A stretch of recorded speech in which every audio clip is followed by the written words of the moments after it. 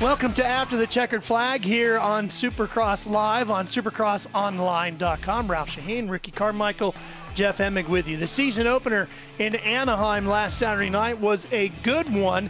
And now Ryan Villopoto heading into Phoenix this coming weekend. Boy, has he got a target on his back. Yeah, very, very dominant, no doubt about it.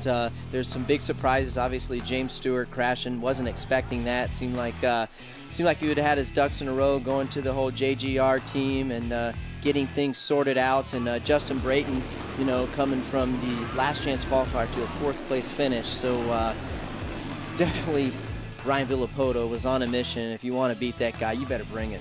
Jeff, this was a racetrack that a lot of the riders were saying wasn't very technical. Do you like the quality of the competition it provided?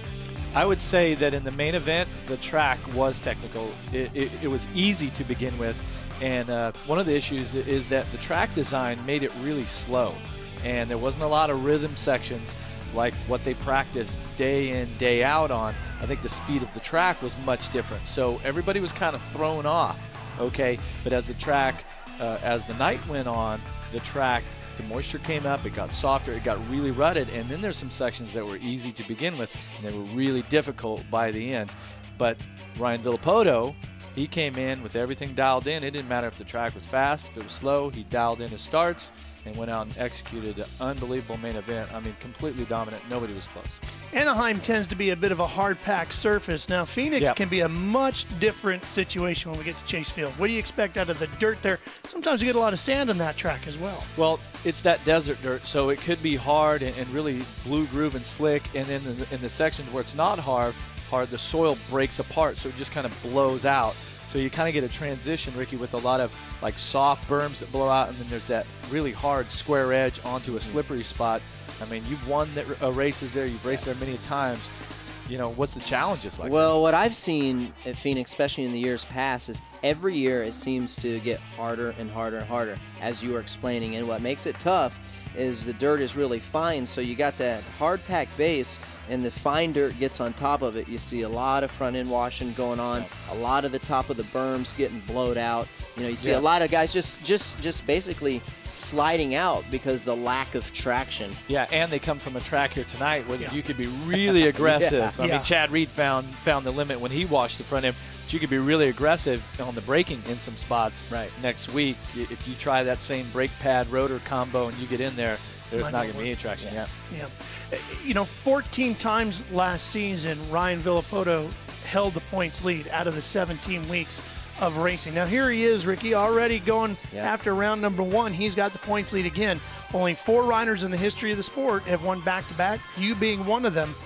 What does he got to do now? How does he set his pattern towards going back-to-back with his championship? Well, he needs to be there every single weekend. He needs to be on the podium as much as he can, get as many wins as he can, and stick to his program. If there's a challenger one night, he doesn't need to waver from what he does best. Ride his pace.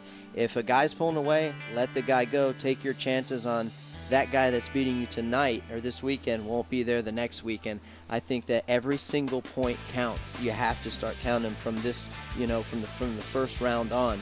And I think that his program is solid enough, and he wants to defend his title and be the next guy to do it 2 years in a row. Hey, I feel that Ryan Villopoto, watching him, and especially how dominant the victory was tonight, which he notched his 16th main event win in 3 seasons plus 1 main event, tied for 12th all-time on the all-time wins list.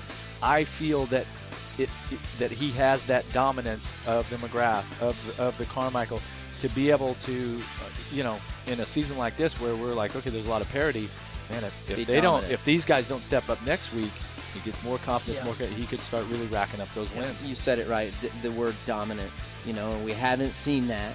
You know, I mean, last year I think that Ryan Villopoto was just about as close to dominant as you can be, and if he gets on a roll, like we've seen in Anaheim, you're going to see it. Well, he became only the 7th rider in history here this past weekend to go back-to-back wins at the Angel Stadium season opener. So maybe he's on his way to becoming a back-to-back champion as well. Every Thursday night right here on Supercross Live on supercrossonline.com, we're going to post up one of these after the checkered flag. So make sure you come by and visit with us and see what the guys have to say after each round of Monster Energy AMA Supercross and FIM World Championship. So the next stop, Phoenix, Arizona. We'll see you at Chase Field. If you can't be at the stadium, and get your tickets right here on Supercross Online for that event, make sure you join us live on Speed, as we will for every one of our speed shows. We're going live this year, 9:30 p.m. Eastern Time. A little bit different than the Anaheim time slot. 9:30 p.m. Eastern Time live from Phoenix. For Ricky and Jeff, I'm Ralph Sheheen. See you from Chase Field.